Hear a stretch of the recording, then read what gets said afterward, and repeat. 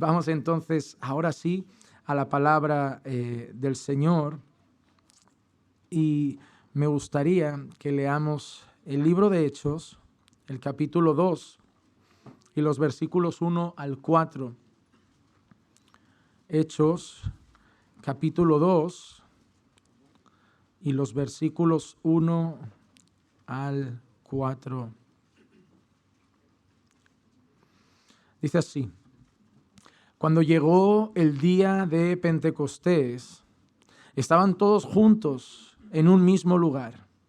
De repente vino del cielo un ruido como el de una ráfaga de viento impetuoso que llenó toda la casa donde estaban sentados, y se les aparecieron lenguas como de fuego, repartiéndose, se posaron sobre cada uno de ellos, y todos fueron llenos del Espíritu Santo y comenzaron a hablar en otras lenguas según el Espíritu les daba habilidad para expresarse.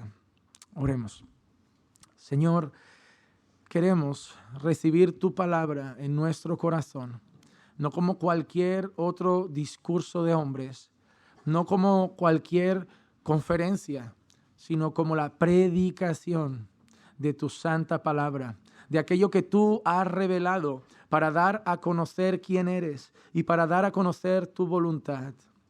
Señor, tú te has revelado, tú has hablado a los hombres, tú te has dado a conocer, tú has dado tu consejo, tú has dado tus directrices para que tu pueblo reunido las reciba regularmente y vivan conforme a tu revelación.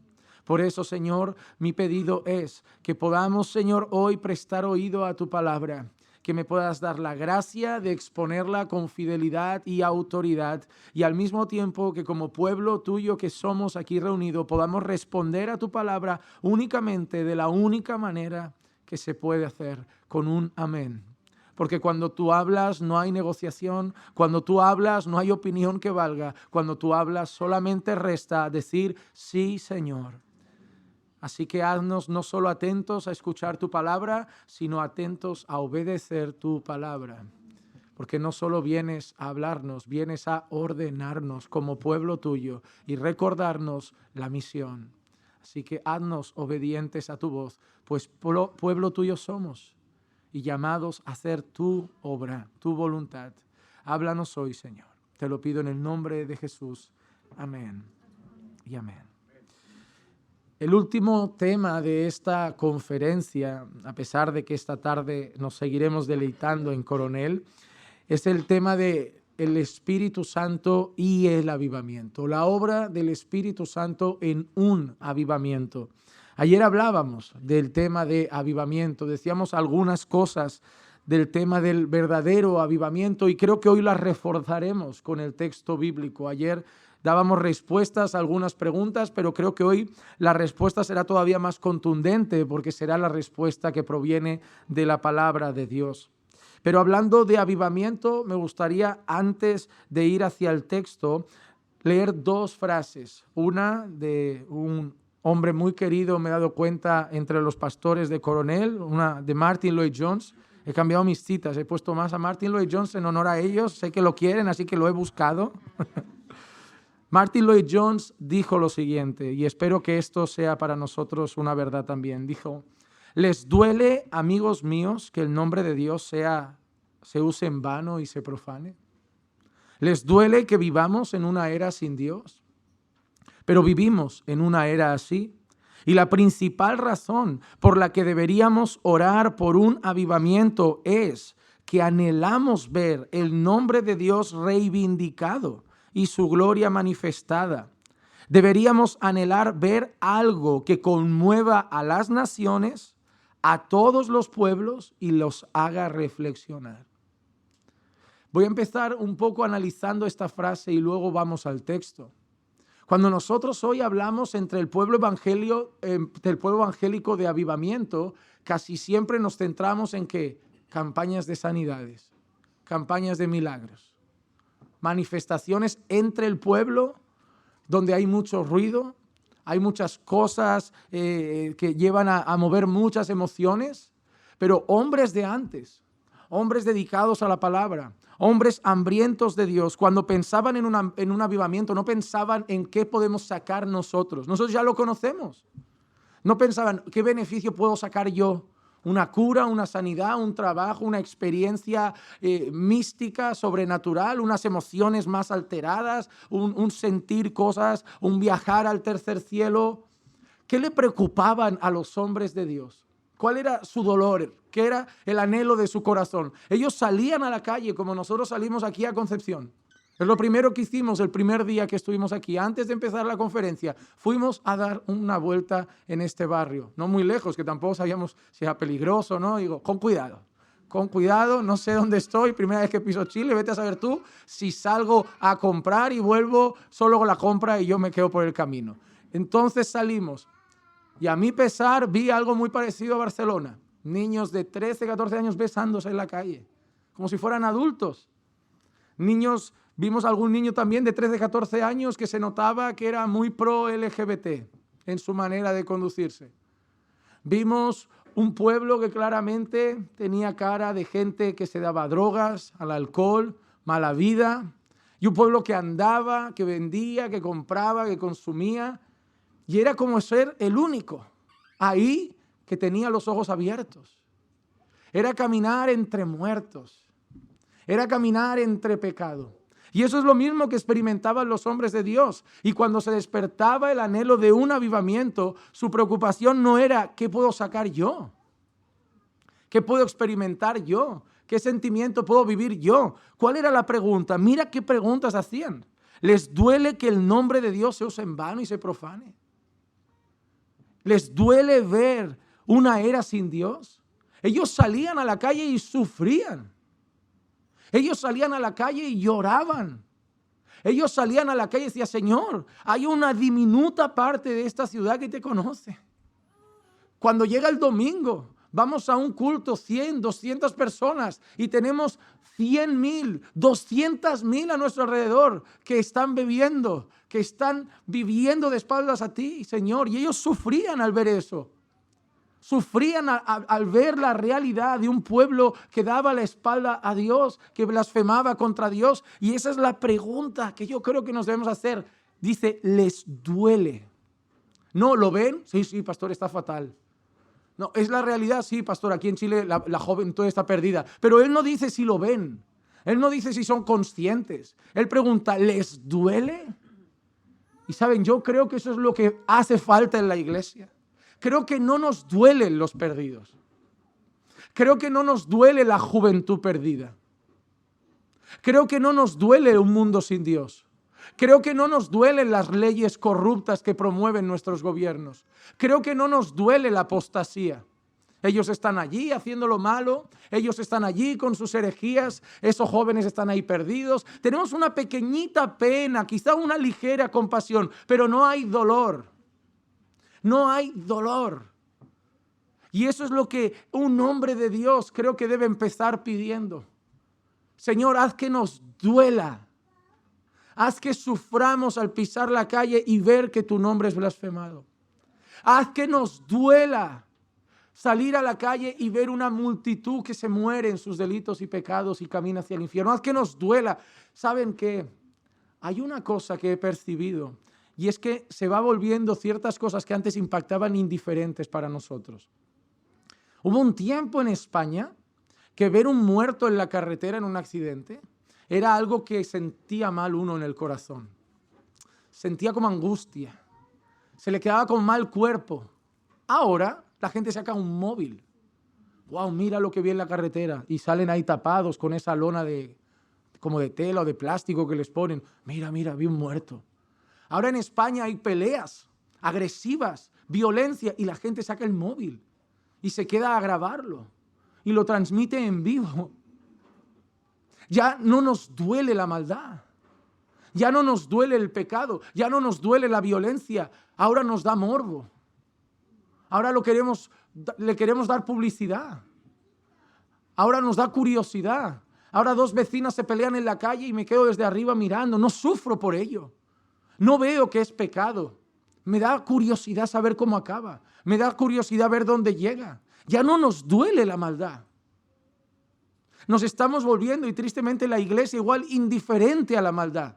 Hablamos de la maldad, hablamos del pecado, pero yo creo que debemos rogar a Dios para que nos sienta como a Él le sienta. La pregunta no es cómo nosotros lo vemos, la pregunta es qué siente Dios al ver eso. ¿Cómo le sienta a Dios esa sociedad? ¿Cómo ve Dios a Chile? ¿Lo ve con indiferencia o se está irando con Chile? Hasta el punto de decir, merecen mucho más que lo que pasó en 2010. Merecen que abra el suelo y me los trague literalmente.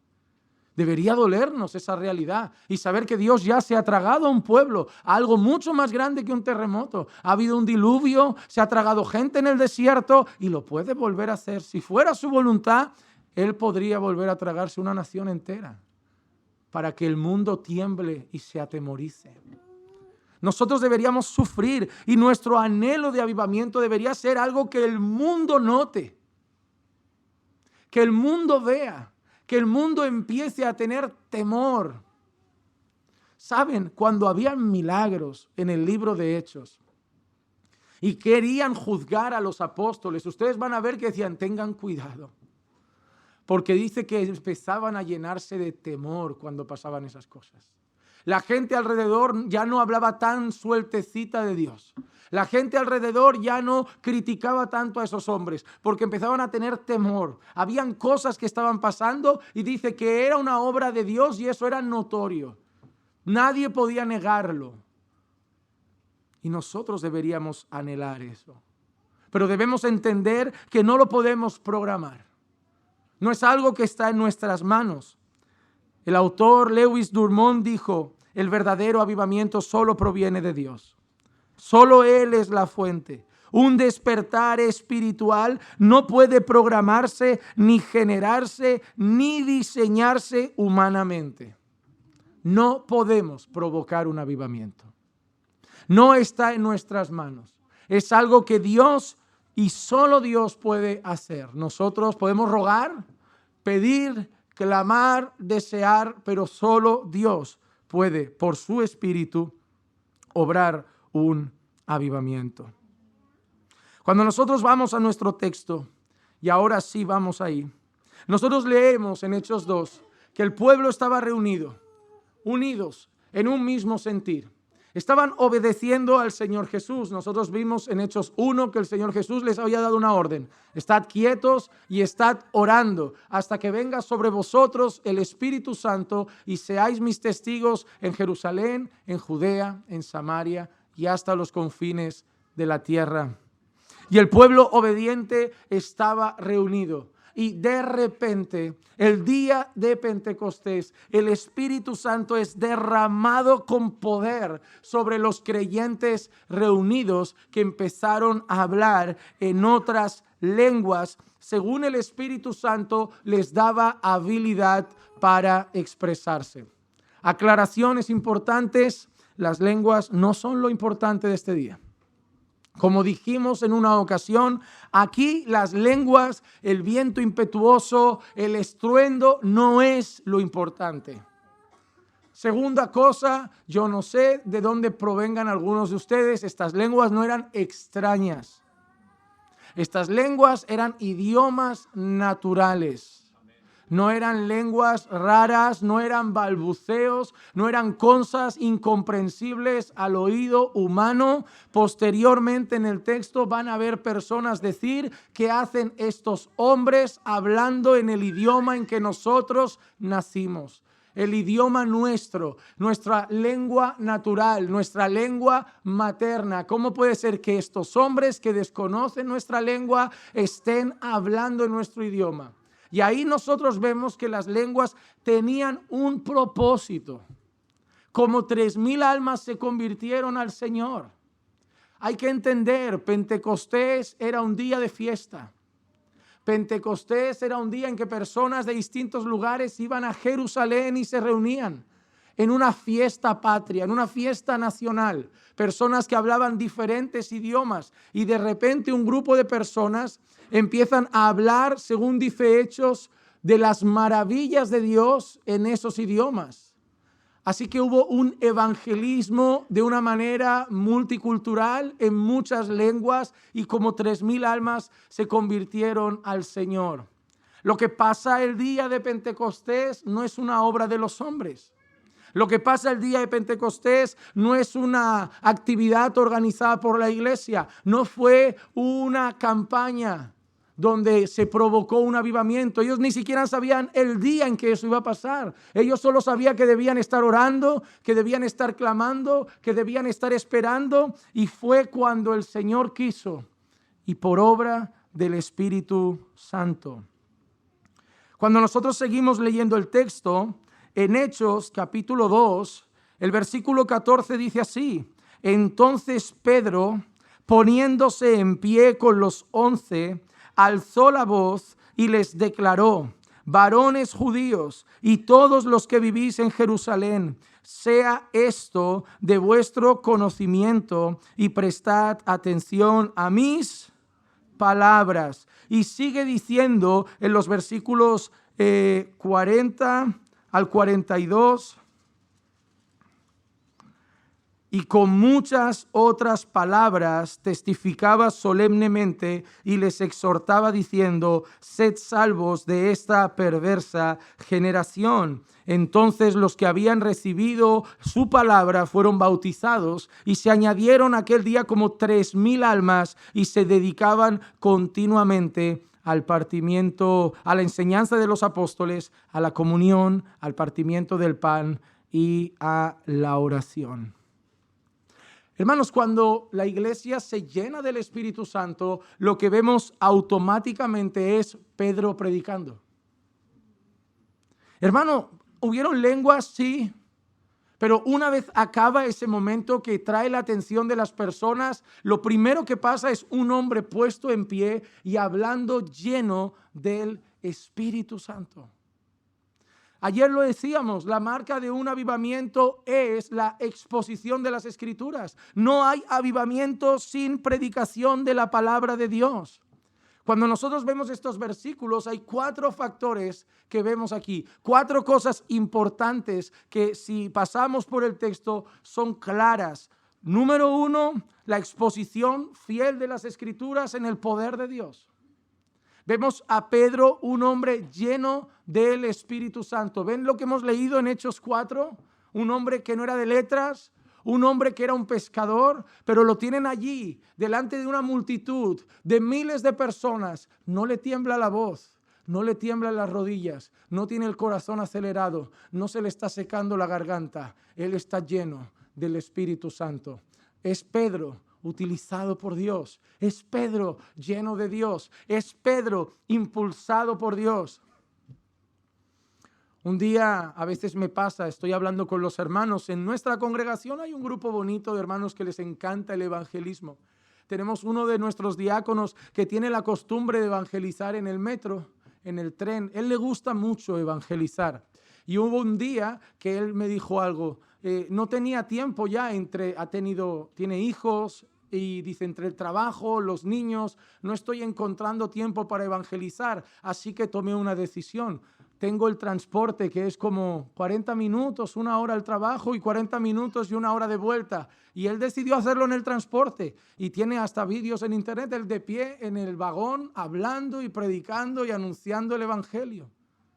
Otra vez me vino un joven y me dijo, pastor, estaba en el tren y me vino un deseo, había una persona sentada delante y me vino como un ve y habla, pero no supe si era de Dios. Y le dije, ¿cómo no va a ser de Dios, amado hermano? Siempre es de Dios. Ve y habla, siempre es de Dios. Ve y calla, nunca es de Dios. Ve y calla es del enemigo. El único que tiene interés en tenernos callados se llama Satanás. Porque cuando Dios va moviendo el corazón de su pueblo es eso, es ve y habla. Jonás, ve y diles. Elías, ve y diles. Pedro, ve y habla. Pablo, ve y habla. Nada más, nada más. Me encanta cuando la gente dice, hablas demasiado. Digo, es que Dios quiere que hable. Dios quiere, Juanma, ve y habla, no calles. Y si te dicen calla, les dices, aparta de mí, Satanás. Yo tengo que seguir hablando. No tenemos otra cosa que hacer. El Señor no nos ha dicho nunca, organiza esto, organiza aquello, haz esto, haz aquello. El Señor solo dice, ve y habla, ve y habla, ve y predica, ve y haz, ve y proclama, ve y anuncia, ve y da a conocer las verdades del Evangelio. Y tenemos un pescador, un hombre que no es de letras, un hombre que no es entrenado, un hombre que no es instruido. No sé si hizo un curso de predicación. Y es interesante porque uno dice, bueno, caminaron con Jesús, pero no hicieron el taller de predicación expositiva de Simeon Trust. No hicieron ningún taller, no hicieron nada. Es más, hay algo interesante. Cuando estaban con Jesús, no le preguntaron nunca, enséñanos a predicar. Pero sí le preguntaron, enséñanos a orar.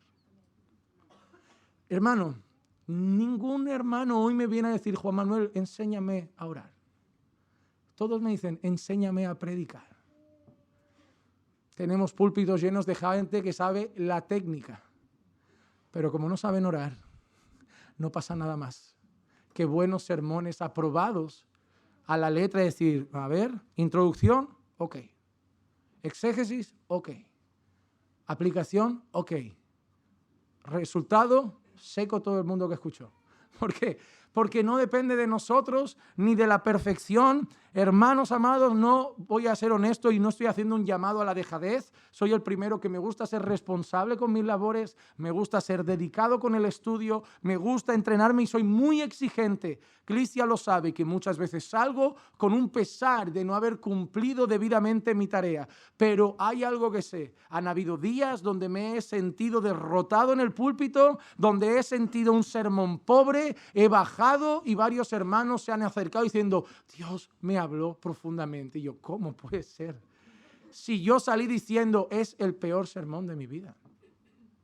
Les voy a contar a modo de testimonio una cosa personal. Hace unos años, hace ya bastantes, era más jovencito que ahora, una iglesia que admiraba mucho me invitó a predicar. Unos pastores que para mí eran referente. Era como si yo fuera de la 4ª división y me hubieran invitado a la Champions de los predicadores, en mi corazón. Ahora entiendo, todos somos iguales, pero el jovencito tiene la tendencia a admirar. Y yo en ese tiempo admiraba más a esos hombres. Los sigo admirando, son hombres piadosos, pero ahora lo veo de otra manera. Pero me invitaron a predicar, mi corazón nervioso. Madre mía, las ligas mayores ya. ¿Ahora qué? ¿Saben qué me decía? Tengo que demostrar que valgo. Tengo que demostrar que sé. Tengo que demostrar que soy capaz. Hermano, nunca leí tantos libros. Preparé el sermón con detalle, borré y hice. Estuve como 50 horas preparando ese sermón. Lo leí 20 veces antes de ir a la iglesia y dije, van a ver, van a quedar sorprendidos. Es el mejor sermón que he escrito en mi vida. Fui subiendo a ese púlpito y literalmente me sentí solo ahí arriba, abandonado. Pero con el mejor escrito que subió jamás. Las mejores notas, pero solo. Y cuando miré las notas no entendía nada. Nada fluía. Estaba nervioso. Además intenté predicar calmado, sobrio. Todo lo contrario a lo que yo soy.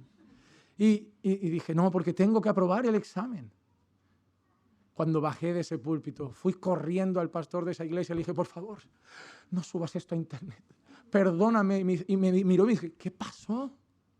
Le dije, mira, no te puedo mentir. Yo quería vuestra aprobación.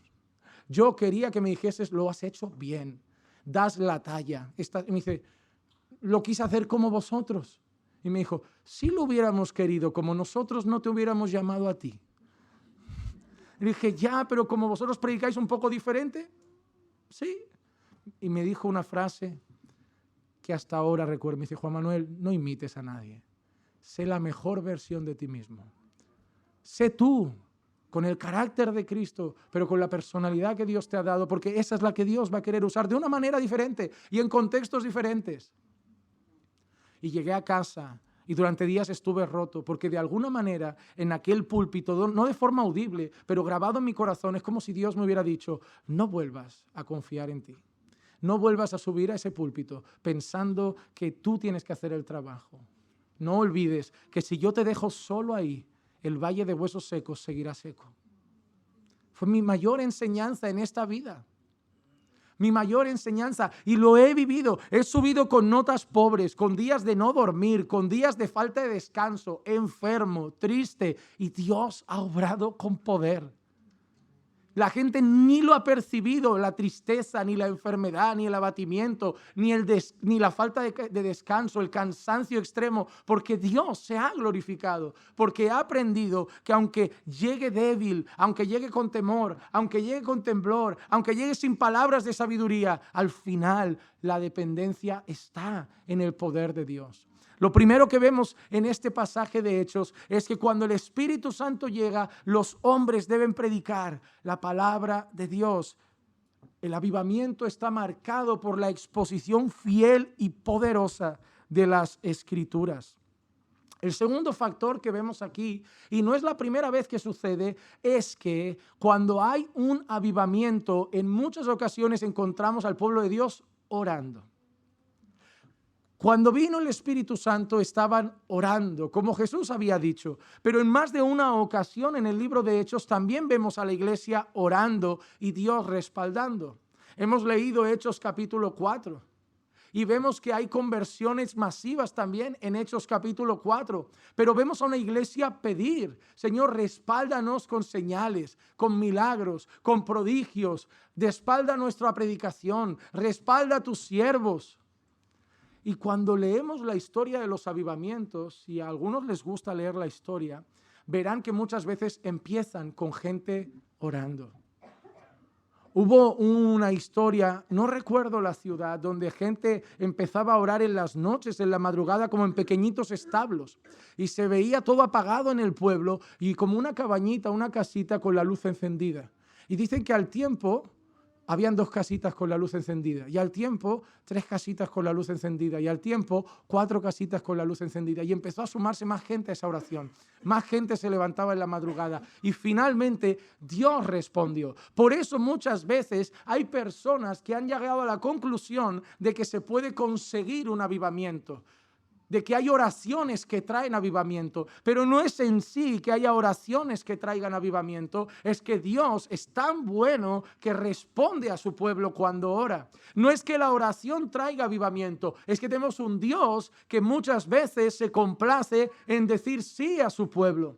Como Spurgeon dijo una vez, cuando Dios va a hacer algo, primero pone a su pueblo orar. Y yo creo firmemente que cuando el corazón de una iglesia, no sé, en Chile o en España, se empieza a incomodar por queremos un avivamiento, realmente es Dios que quiere hacerlo, pero está empezando a incomodar a su pueblo, a dejarlo inquieto. Una parte de ese pueblo está rara, está como, no estás bien como estamos, nos falta más. No podemos seguir así, anda la cosa un poco seca. Sí que hay gente en la iglesia, hay algunos bautismos, hay conversiones, la iglesia está firme, maduran, crecemos en conocimiento, va llegando gente, pero siento que falta algo. Y eso empieza en uno, y empieza a hablar con otro y dice, yo también creo que nos falta un poco, algo tiene que arder, algo tiene que arder. Ahí ven que ya está en 4, en 5, y si oramos, empiezan a pedir.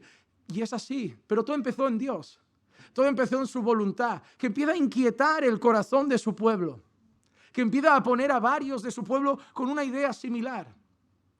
Y he hablado con varios pastores, sobre todo de nuestro contexto denominacional, que comparten nuestras creencias, y he empezado a ver que ese sentir se está poniendo en más de uno. Es decir, está bien, hemos hecho grandes conferencias, hemos aprendido mucha doctrina, hemos aprendido mucho en el seminario, pero falta algo. Y empiezan a sentir, falta algo, está un poco seco, hay que orar más. Hay que clamar más, hay que ayunar más, hay que pedir más, hay que buscar más. Y se está poniendo eso en el corazón de algunos pastores, lo estoy notando. Y no descarto que sea Dios que está empezando a inclinar el corazón de sus siervos, a inclinar el corazón de su iglesia, a decir, necesitamos llamas. Y es mi pueblo el que tiene que orar, es mi pueblo. El mundo no va a pedir llamas, el mundo no va a pedir avivamiento, pero mi pueblo sí. Y si mi pueblo pide, yo soy un Dios que responde. Yo soy un Dios que responde. Soy un padre que se complace en decir sí a sus hijos cuando oran. Y en diversas ocasiones, como aquí, vemos que el pueblo oraba y pedía a Dios que se manifestase en gloria. El tercer factor que vemos en nuestro pasaje y en todos los pasajes que hablan de avivamiento por obra del Espíritu Santo es la conversión de pecadores.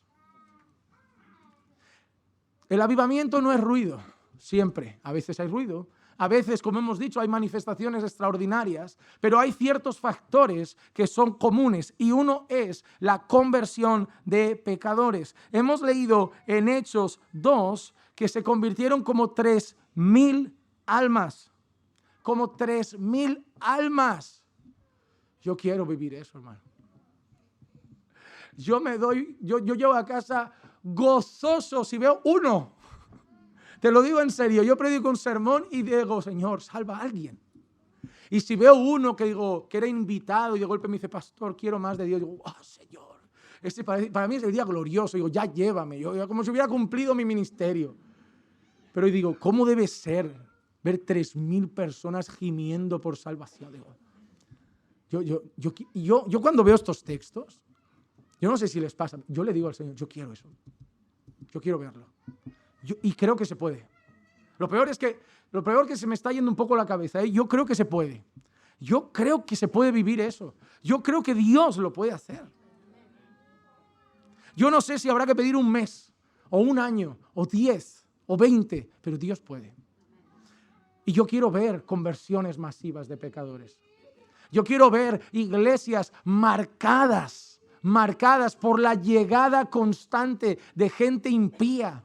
Yo quiero ver en Chile, en España, en Bolivia, en Perú, en Estados Unidos, prostitutas entrar por la puerta, drogados, borrachos, mendigos, y empezar a caer de rodillas llorando y nosotros no entender qué pasa.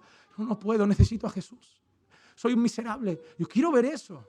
Yo quiero ver eso. Yo no necesito ver luces, no necesito espectáculo, no necesito nada más. Esa es la mayor alegría del corazón de un creyente. Es la mayor alegría y el mayor deseo del corazón de una iglesia. Ver miles de pecadores rendidos al Señor y el nombre de Dios siendo reivindicado. Y un pueblo muerto empezar a adorar a Dios.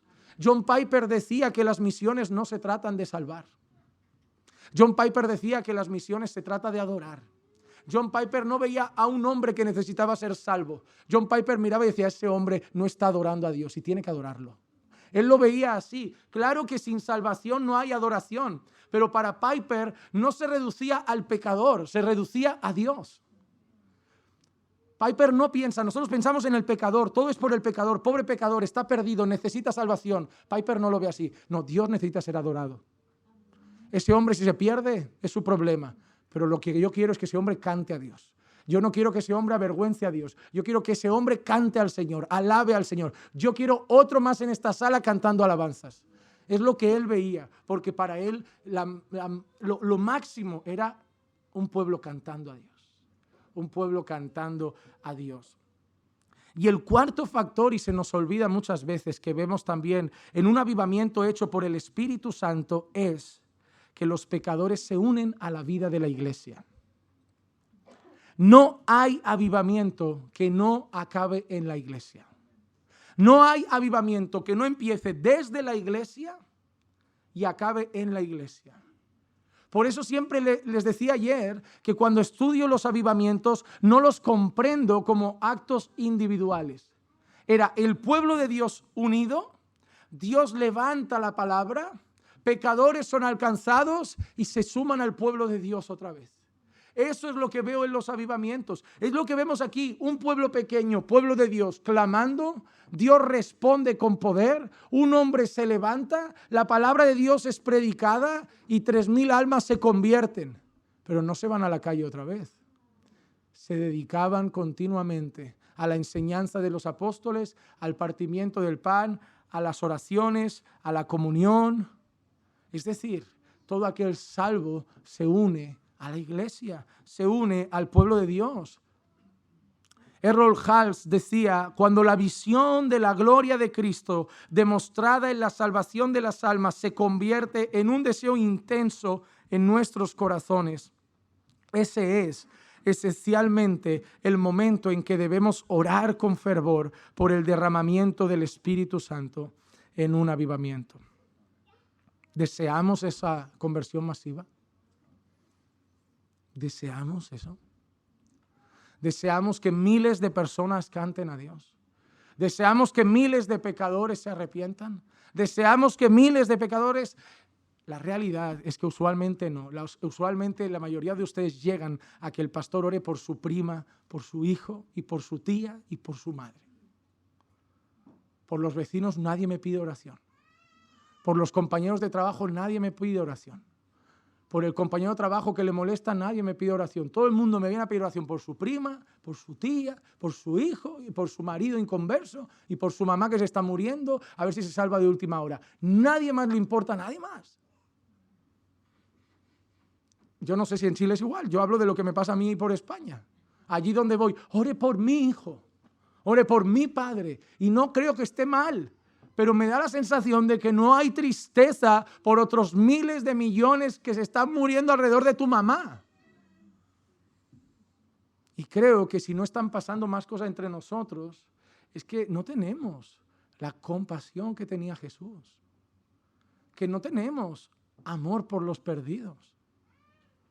Que nos dan realmente un poco igual, porque nosotros ya somos salvos, nosotros ya tenemos la gloria, nosotros ya tenemos vida eterna, nosotros vamos al cielo. Si me muero hoy y el cáncer llega a mi vida, que me lleve, el vivir es Cristo y el morir es ganancia, el resto es su problema.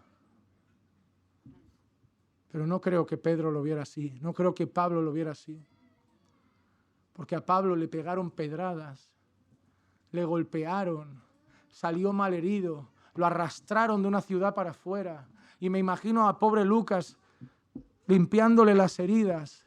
Y Pablo convaleciente, levantándose entre dolores, poniéndose otra vez la ropa y diciendo, dame que me voy. ¿Dónde va Pablo? Necesita un mes de baja mínimo. Me voy. Pero Pablo, ¿dónde vas? Ay de mí, si no predico el evangelio. Oh, Pablo, que te acaban de apedrear, ¿dónde vas? Al mismo sitio. Pero Pablo, ay de mí, si no predico el evangelio.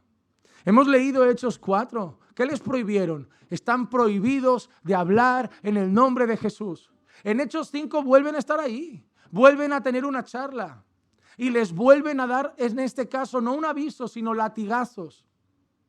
Y les vuelven a decir, basta de hablar de Jesús. Y al final de Hechos 5, lo pueden leer en su casa, ¿sabes qué hacen? Van a salir Pedro y Juan, llenos de latigazos en la espalda, se giran y dicen, una cosa antes, ¿conocen a Jesús? ¿En serio? Te acabo de decir que como hables más de Jesús, te acabo de dar 39 latigazos, te acabo de decir que te calles, que dejes de hablar de Jesús y antes de irte te vuelves a dar la vuelta y me preguntas a mí que te he prohibido hablar de Jesús, que si conozco a Jesús. Oh, que Dios nos dé ese corazón de Pablo que decía, todo lo sufro por amor a los escogidos. Todo es lo que nos falta. Nos falta. Por eso no pasan más cosas. Porque nos falta esa pasión por el evangelio. Nos falta ese amor por los que están perdidos. Nos falta decir, ya he vivido mucho, me da igual. Ya he vivido 37, me llaman joven, pero si me queda un año para el Señor. No voy a malgastar mis días. No voy a perder el tiempo. Mi vida ya empieza a carecer de sentido cuando quitas la obra de Dios de en medio. Porque más allá de eso, es una vida que está bien, pero se trata de comer, comprar, gastar, construir, viajar, pero si me quitas la obra, carece de propósito. Seré uno más que come, uno más que bebe, uno más que viaja, como los mundanos pueden hacerlo, uno más que disfruta. Y no me malinterpreten, está bien, pero si Dios nos ha salvado y en vez de darnos un infarto y llevarnos con Él, nos ha dejado aquí después de salvos, es porque además de comer, de viajar, de beber, de casarnos, de tener una casa, tenemos otro propósito. Los perdidos somos nosotros. Fue Jesús, luego sus apóstoles y a lo largo de la historia sus siervos. Esta es nuestra generación. Nosotros no somos, hermano, no podemos seguir mirando atrás a ver lo que hizo Whitefield, a ver lo que hizo John Wesley, a ver lo que hizo Spurgeon, a ver lo que hizo Martin Lloyd-Jones, a ver lo que hicieron ellos. Nos toca mirar adelante y decir qué vamos a hacer nosotros. No podemos permitir que sigan pasando 200, 300 años, se salten esta generación que nadie hizo nada y tener que hablar de la anterior otra vez. Dentro de 200 años, gente tiene que decir, oye, en esa generación hubo esa iglesia en Chile que hizo eso, y esa iglesia en Barcelona que hizo aquello. Nos toca a nosotros, no podemos vivir del recuerdo de lo que hicieron otros siervos. Nos toca ser los siervos de esta generación. Nos toca ser la voz de esta generación. Nos toca ser de los que el día de mañana alguien dirá, ¿viste cómo Dios usó a fulanito? ¿Viste lo que aquella iglesia experimentó? ¿Viste? Imagínate, dentro de 200 años un libro sobre avivamiento y un capítulo, el avivamiento de Concepción de 2028. ¿Por qué no? ¿Por qué no? Oye, se vaciaban los bares. Los domingos por la mañana se cortaban calles, filas para ir a los cultos. ¿Por qué no? ¿Por qué no? La pregunta no es si Dios lo puede hacer, la pregunta es si lo queremos.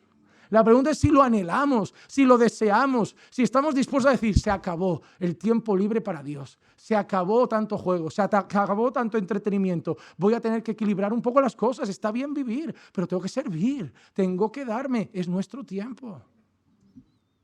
Estos hombres vivían para el Señor, vivían para el Señor. Algo parecido a lo de Hechos 2. Vamos a leer un poquito Hechos 4 que leyó el pastor Lucas al inicio y veremos algo similar. Mira lo que dice Hechos 4, los primeros 4 versículos. Mientras ellos hablaban al pueblo, se les echaron encima los sacerdotes, el capitán de la guardia del templo y los saduceos indignados porque enseñaban al pueblo y anunciaban en Jesús la resurrección de entre los muertos. ¿Qué hacían? Anunciaban. ¿Qué hacían? Predicaban. Enseñaban. Pero la cuestión es a quién enseñaban. ¿Qué dice el texto? ¿Hacían cultos? No está mal hacer cultos, pero ¿a quién enseñaban? Estaban fuera, hermano. Estaban fuera. Chile nunca tendrá un problema con la iglesia evangélica si la iglesia evangélica se queda dentro. Porque Chile pensará, mientras queden entre ellos, canten entre ellos, no molestan. Yo le digo a las personas siempre en Barcelona, es muy fácil no tener persecución. Simplemente hagamos nuestros cultos calladitos, reunámonos nosotros, cantemos nosotros, hablemos nosotros, de culto a casa, de casa al culto, pero que fuera no molestemos. Y no habrá persecución. Claro que no, porque no incomodaremos al país mientras ellos sigan con sus leyes, sus calles, su ideología, sus cosas. Nosotros estaremos en nuestra esquinita. Por eso, no, la libertad de culto existe privada. Sácala fuera. Sácala fuera y vas a ver la libertad. Saca afuera el mensaje. Saca afuera la palabra pecado. Saca afuera llamar a lo malo malo y a lo bueno bueno. Saca afuera a decir en la calle, quien aborta es un asesino.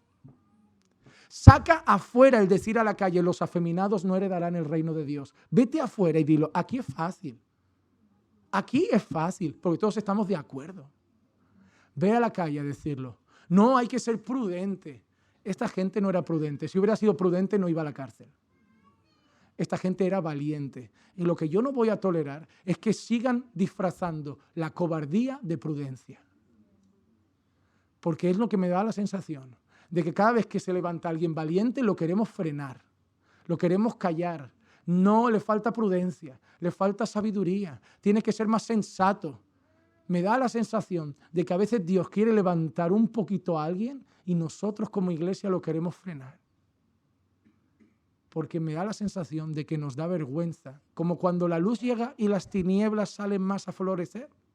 Me da la sensación de que si alguien empieza a volverse loco por el Señor, se empezará a ver que nuestra vida es un poco mediocre. Entonces intentemos frenarlo para que así todos parezcamos bien. Porque si alguien empieza a entregarse por completo al Señor, se va a notar que no estamos tan bien. Y es triste cuando es la iglesia que debería decir, oye, que pase lo que pase con él, lo que deberíamos hacer es orar, clamar y que Dios sea el que revolucione las calles. No, hermano, cuidado, no vaya a ser que un día estemos delante de Dios y Dios nos diga, ¿por qué le ponías freno? ¿Por qué te molestaba tanto si hablaba de mí? ¿Por qué? Tengamos cuidado con esa charla con Dios. Estos hombres estaban anunciando a Jesús al pueblo. Y dice, les echaron mano y los pusieron en la cárcel hasta el día siguiente, pues ya era tarde. Pero muchos de los que habían oído el mensaje creyeron, llegando el número de los hombres como 5,000. En Hechos 2 eran 3,000. Y, o sea, de Hechos 2 3.000 más los que habían, ponle unos 120, 150 más, 5.000 en Hechos 4. Oh, hermano, ¿cuántos suman aquí? Eran 5.000, pero pone varones. Posiblemente incluya mujeres más, niños más. Posiblemente de Hechos 2 a Hechos 4 ya hay una iglesia de 10.000 personas, cerca de 10.000 personas. Dios hace esas cosas. Dios hace esas cosas, pero volvemos a ver a gente predicando en el poder de Dios, anunciando a Jesús. Hemos leído al final de Hechos 4, en el versículo 31, después que oraron, el lugar donde estaban reunidos tembló y todos fueron llenos del Espíritu Santo. ¿Y qué vuelve a poner al final, amados hermanos? Y hablaban la palabra de Dios con valor. ¿Ven lo que hemos visto antes? Oración, predicación y conversión masiva de personas. Hermanos, ¿por qué vamos a decir esto cambió? A mí me preocupa y respeto la posición de todo el mundo cuando hay gente que me dice, eso solo fue una época. Sí, acepto que no hay otros como los apóstoles. Acepto que fueron usados de una manera extraordinaria. El Señor Jesús les dio una capacidad y autoridad y además los reivindicó con señales, milagros y prodigios para que ellos supieran que venían en el nombre del Señor, pues eran el fundamento de la iglesia. Lo creo. Pero que Dios puede volver a hacer, estremecer un pueblo, volver a responder a las oraciones de gente que clama y dar una respuesta a la predicación en poder, con muchas conversiones, quizá no 3.000, quizá no 5.000, pero pueden haber 100, 200, ha pasado en la historia, no estoy hablando de 1.000 años, ha pasado hace 100, 80, 150, conversiones masivas, quizá no 3.000, pero muchísimas personas. Ha pasado y puede volver a pasar. Puede volver a suceder. Porque el avivamiento es simplemente el Espíritu Santo obrando a través de la predicación fiel de la palabra, respondiendo con poder a la oración y el clamor de una iglesia que lo anhela. Y creo que esa es la pregunta, iglesia. ¿Lo anhelamos? ¿Lo anhelamos?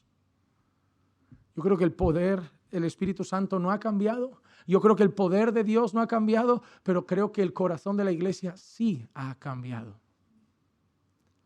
Nunca echaré la culpa a Dios de cómo está nuestra sociedad, pero echaré la culpa a la iglesia siempre. Tenemos responsabilidades y a veces me da la sensación de que las dejamos en un segundo plano, en un tercer plano. Hermano, Dios va a levantar gente que va a preferir vivir 40 años consumida por Dios que vivir 85 y no haber hecho casi nada para Dios. Va a levantar gente así. Yo lo estoy viendo. Viajo, conozco iglesias, personas jóvenes y estoy viendo jóvenes que literalmente sé que prefieren vivir 40 años y quemarse para Dios que llegar a vivir 90 y no haber hecho casi nada. Ojalá podamos vivir 90 quemándonos para Dios. Pero lo que quiero decir es que Dios está levantando gente.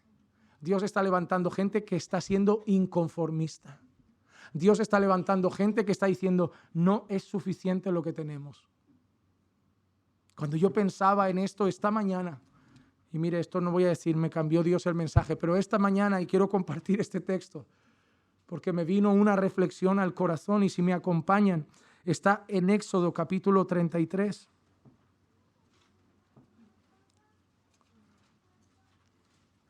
Éxodo capítulo 33, versículo 12.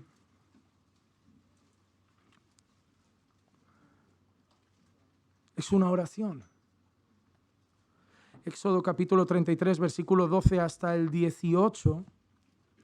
Y dijo Moisés a Jehová, mira, tú me dices a mí, saca este pueblo, y no me has declarado a quién enviarás conmigo. Sin embargo, tú dices, yo te he conocido por tu nombre y has hallado también gracia en mis ojos. Ahora pues, si he hallado gracia en tus ojos, te ruego que me muestres ahora tu camino, para que te conozca y halle gracia en tus ojos, y mira que esta gente es pueblo tuyo. Y él dijo: mi presencia irá contigo y te daré descanso. Y Moisés respondió: si tu presencia no ha de ir conmigo, no nos saques de aquí. ¿Y en qué se conocerá aquí que he hallado gracia en tus ojos, yo y tu pueblo, sino en que tú andes con nosotros y que yo y tu pueblo seamos apartados de todos los pueblos que están sobre la faz de la tierra? Y Jehová dijo a Moisés: también haré esto que has dicho, por cuanto has hallado gracia en mis ojos y te he conocido por tu nombre. Él entonces dijo: te ruego que me muestres tu gloria. Hermano, ¿cuánta teología hay aquí? No hay mucha. Hay el corazón de un hombre que Dios le está diciendo: mira, Moisés, estoy cansado ya, becerro de oro. Estoy cansado, Moisés, ¿sabes qué? Id para allá. Id, tirad. Y un corazón que dice: sin ti no. Sin ti no. Mejor desierto con tu presencia que tierra prometida sin tu presencia. Es un corazón diciendo: Señor, ya tenemos la salvación. Hemos salido de Egipto. Señor, ya está cerca la tierra prometida. Señor, ya veo promesas. Señor, ya somos libres. Señor, ya te tenemos. Señor, ya somos salvos de Faraón. Ya somos salvos de Egipto. Pero si tú no estás, nada de eso vale. Y ¿sabes qué me da la sensación? De que estamos un poquito en esa condición. Señor, ya soy salvo. Ya tenemos palabra, ya tenemos cultos, ya tenemos alabanzas, ya podemos cantarte, hay un pueblo que se reúne, pero me da miedo decir: Señor, ¿y si tu presencia ya no está tan viva entre nosotros? Y si tenemos los cultos y las reuniones y los cánticos, pero tu presencia no está tan viva entre nosotros. Y ves cómo termina la oración de Moisés: Señor, te ruego que me muestres tu gloria. Hermanos, yo creo que es tiempo de que nuestro corazón haga la misma oración. Señor, muéstranos tu gloria. Tenemos la palabra, tenemos los cultos, tenemos los estudios, tenemos las oraciones, tenemos la alabanza, tenemos las reuniones, tenemos los eventos. Pero Señor, si tu presencia no está, no vale. Si tu presencia no se hace viva, no vale. Si tu presencia no nos acompaña, no vale. Señor, muestra tu gloria en este culto. Muestra tu gloria en esta tarde de evangelismo. Muestra tu gloria en esta reunión de oración. Señor, sorpréndenos. El salmista dice: en Dios haremos proezas. Señor, sorpréndenos.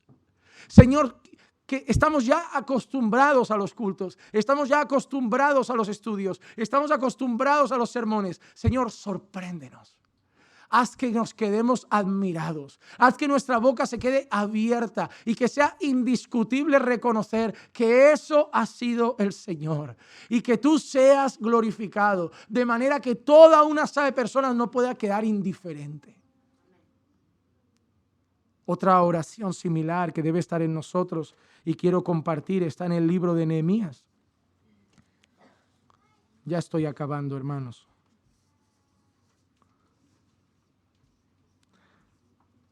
Nehemías, el capítulo 1 dice así: palabra de Nehemías, hijo de Acalías. Aconteció en el mes de Quisleo, en el año 20, estando yo en Susa, capital del reino, que vino Anani, uno de mis hermanos, con algunos varones de Judá, y les pregunté por los judíos que habían escapado, que habían quedado de la cautividad y por Jerusalén. Y me dijeron: el remanente, los que quedaron de la cautividad allí en la provincia, están en gran mal y afrenta, y el muro de Jerusalén derribado y sus puertas quemadas a fuego.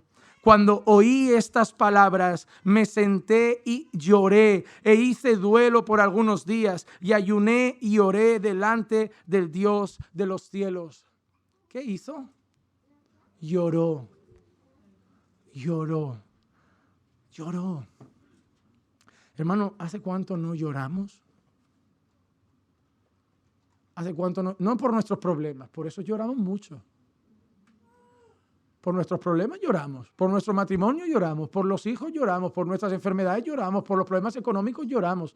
Nehemías estaba bien, copero, en palacio, tranquilo, bajo techo, alimentado. Él no lloraba por sus problemas. Él lloraba por cómo veía el pueblo de Dios. Él lloraba porque veía el pueblo destruido, a la ciudad rota, a la ciudad quemada, a los muros caídos. Y yo pregunto, ¿cuánto hace que no lloramos? ¿Cuánto hace que no lloramos por los perdidos? ¿Cuánto hace que no lloramos por el estado de una iglesia que, como sigamos así, está cada vez más fría? De una iglesia que cada vez se está mundanalizando más, que cada vez está permitiendo más pecado dentro. ¿Cuánto hace que no lloramos como Nehemías? Y el lloro lleva a una cosa: orar y ayunar, orar y ayunar. Que eso no es de pentecostales, eso es de cristianos. Que llorar es de cristianos, que orar es de cristianos, que ayunar es de cristianos, que decirle al Señor, manifiesta tu gloria. Es Moisés, es Moisés, no es un apóstol de la prosperidad, es Moisés. Que decir, Señor, respáldanos, obra milagros, señales y prodigios. No son una iglesia de la prosperidad. Era Pedro, era Juan, eran los discípulos. No porque fueran incrédulos, No es como los judíos que piden señales porque no creen en Jesús. Haz señales para que creamos en ti. No, era que creían en el poder y querían simplemente, Señor, haz eso para que la gente entonces mire, escuchen tu palabra y crean.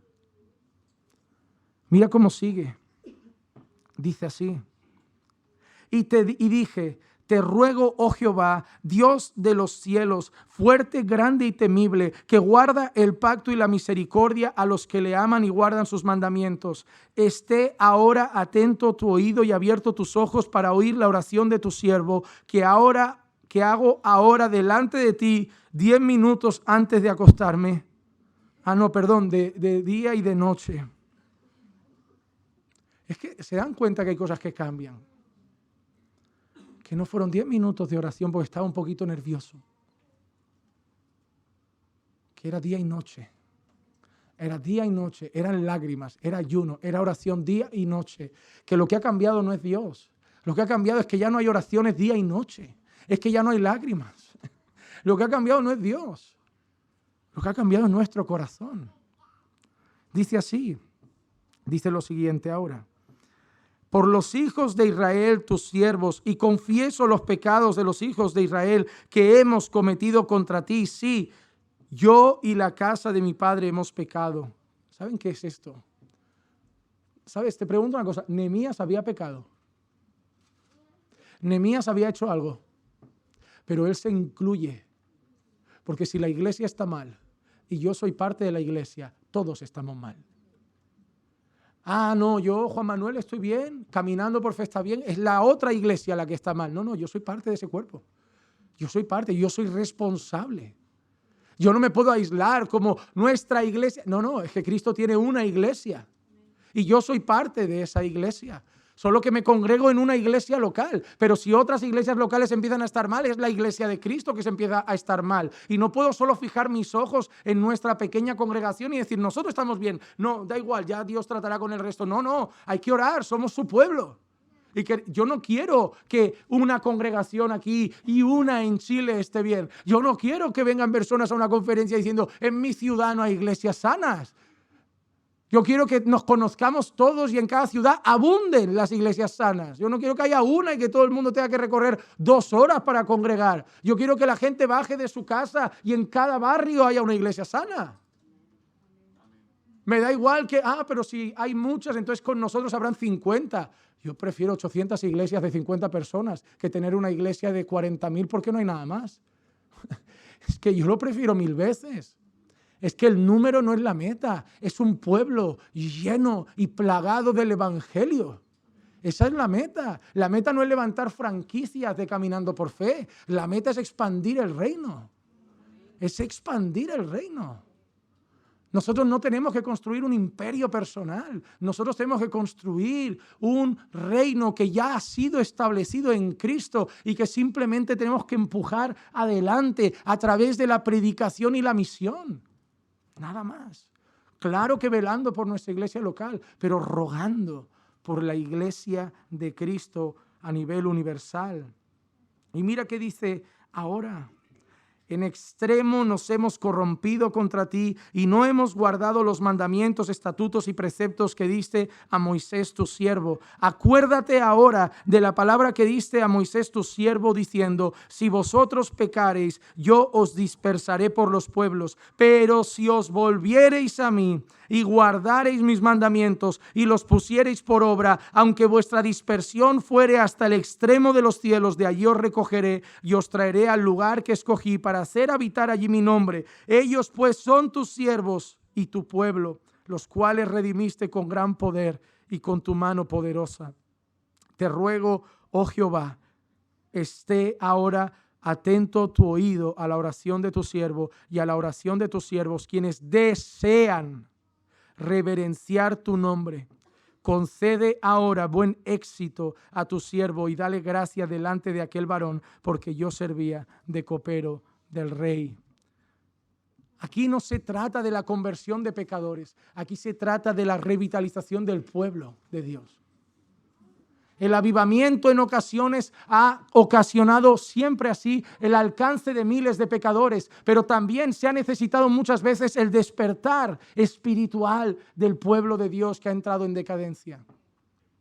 La iglesia ha tenido tiempos de florecer, pero si ves la historia del cristianismo, la iglesia ha tenido tiempos de oscuridad, en que se han alejado, la mundanalidad ha entrado, la palabra se ha apartado. ¿Qué hicieron los reformadores? Los reformadores no crearon una nueva iglesia.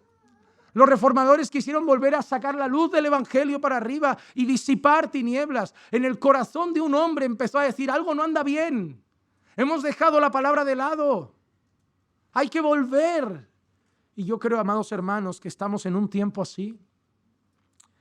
Roy Hession dijo, cuando leímos el Valle de Huesos Secos, él hace un comentario y dice: el avivamiento no es un valle verde que se vuelve más verde, sino un valle lleno de huesos secos que revive y se alza como un ejército inmensamente grande. No se trata de buenos cristianos que se vuelven mejores cristianos, sino de cristianos que confiesan honestamente que su vida cristiana es un valle de huesos secos y por esa misma confesión se hacen merecedores de la gracia que fluye de la cruz y renueva todo.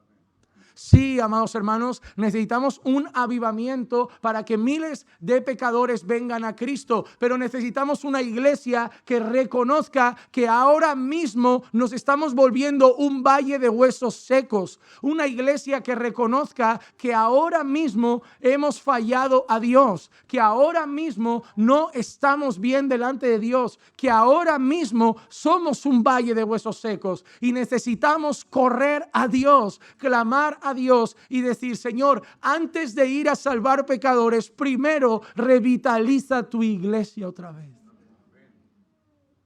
Yo no sé de qué iglesia son ustedes y no sé cómo están sus iglesias, pero quizá este último mensaje es necesario llevarlo a ellas y decir: necesitamos revitalizarnos, necesitamos despertar, necesitamos clamar, necesitamos orar para que luego a través de su pueblo, a través de nosotros, miles de personas lleguen a Cristo.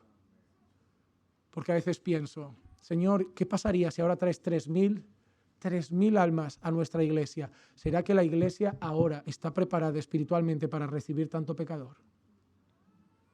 ¿O se nos iría de las manos?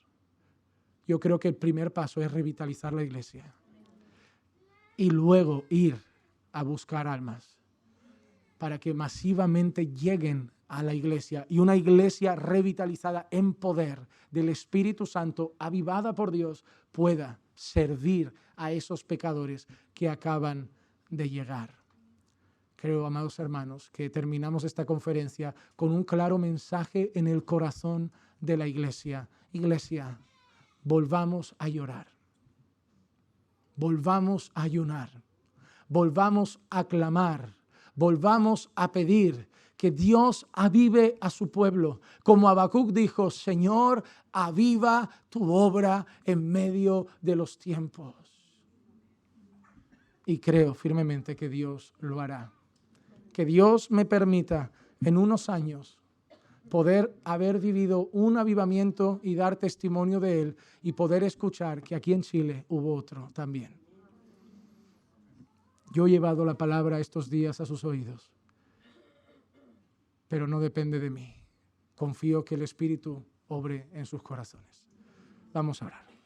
Señor, te damos gracias por tu palabra, que en estos días nos hace entender que dependemos plenamente de la obra de tu Santo Espíritu, que dependemos, Señor, completamente de ti, que la salvación es tuya, que la santificación es tuya, que el avivamiento es tuyo, que el poder en la predicación es tuya, porque al final toda la gloria es solo para ti. Señor, a través de mis labios han salido muchas palabras estos días, Señor, pero también sabemos que tus siervos a veces son torpes y débiles, pero a pesar de su debilidad y torpeza, tú puedes ser glorificado.